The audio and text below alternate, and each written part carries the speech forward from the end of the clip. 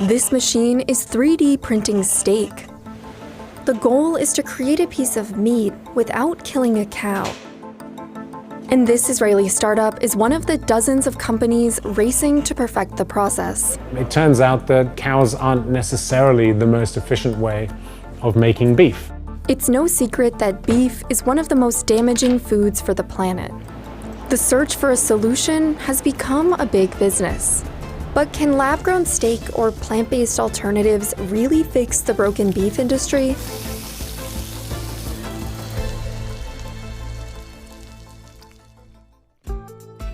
The global beef industry produced nearly 75 million tons of meat in 2020.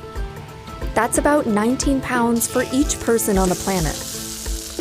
Each step of the supply chain is doing damage. Let's start on the farm. Raising cattle requires lots of land. On average, tropical rainforests the size of El Salvador are cleared every year to make room for cattle. These cows release tons of methane, one of the most potent greenhouse gases. Then there are the emissions from slaughtering, processing, packaging, and transporting beef. Globally, beef was responsible for 3 billion tons of greenhouse gas emissions in 2010. About twice as much as all vehicles in the US at the time. But plant-based alternatives to meat have grown into a $5.6 billion industry. Beyond Meat has made its way into an estimated 135,000 grocery stores and restaurants. Its signature burger is made by using heating, cooling, and pressure to give plant-based proteins a meat-like texture. A study funded by the company found that, pound for pound, its product generates about 90% less greenhouse gas emissions than traditional beef. Still, for many scientists, the holy grail is to not just imitate meat, but actually make it. Back in 2013, professor and scientist Mark Post unveiled the first lab-grown burger at a live tasting in London. This one patty cost over $325,000 to make.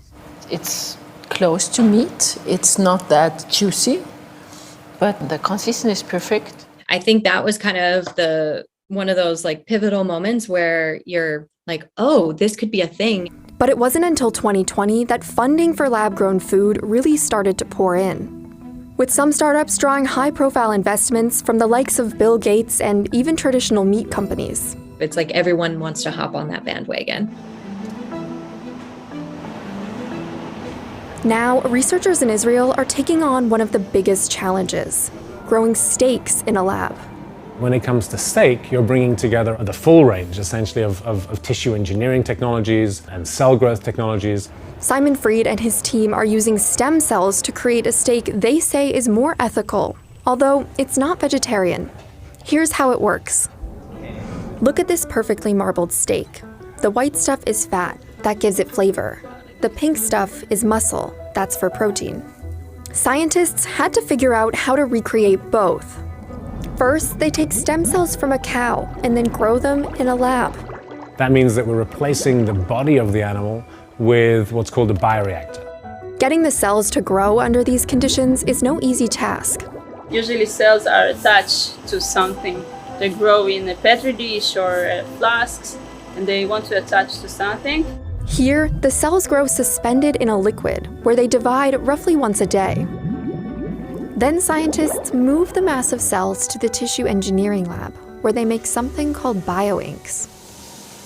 Because this is the beginning of the bioprinting stage, the inks that we're using actually contain the cells that we've been growing in the labs previously. There's one for muscle and one for fat. They're fed through these nozzles, and technicians can customize how much of each goes into the steak. You can print any structure that you're able to design. So you upload a file to the printer and you can present a steak of pretty much any size and also any proportions. One key challenge in this process is keeping the printing room sterile. These are living cells and they're being jetted through the printer. So everything that can be done to keep the air clean of any impurities is necessary. Otherwise, there's a chance the cells could die. The steaks aren't quite finished when they leave the printing room. The cells still need time to develop into muscle and fat tissue. From a few days up to a few weeks, we can start seeing the muscle fibers starting to contract spontaneously in the dish. Which looks like this. The process takes about a month. And after that, you can treat it as you would a regular piece of meat. But meat tech is still a long way away from selling its steak to consumers for a few reasons. Remember how the cells were growing in that liquid? Well, it contains something called fetal bovine serum, or FBS. In layman's terms, it's baby cow blood. It's one of the most controversial parts of growing meat in a lab because it comes from fetuses of pregnant cows that were slaughtered. But it's necessary for the cells to grow. Simon told us they are using FBS as part of the research process, but they plan to eventually replace it with something else. Our plans are that it shouldn't be part of any at-scale commercial activity. But an alternative that's just as effective has yet to be found. Simon wouldn't give us an estimate on when the steak will be ready for the public to try, or how much it costs to make the prototypes.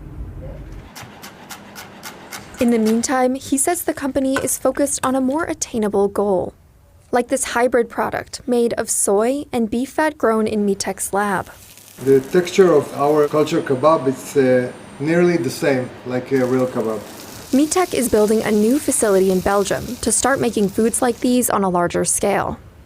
But it's unclear how sustainable a scaled-up lab-grown beef industry would really be. We don't know what the carbon footprint looks like to actually scale these up in the amount of space and energy it will take.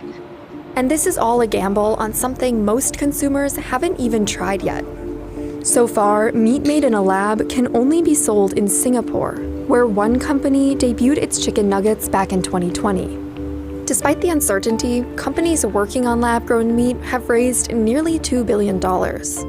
They're betting that the rest of the world will follow Singapore's lead and start granting lab-grown foods approval for sale. But even if lab-grown meat manages to win over regulators and the public, could it actually replace beef? I'm honestly not fully convinced that this is the right way to mass produce meat for the public to be eating based off of how long this has been developing and how little we've seen. So while we wait on lab-grown beef, consumers looking to reduce their carbon footprint can still turn to plant-based options.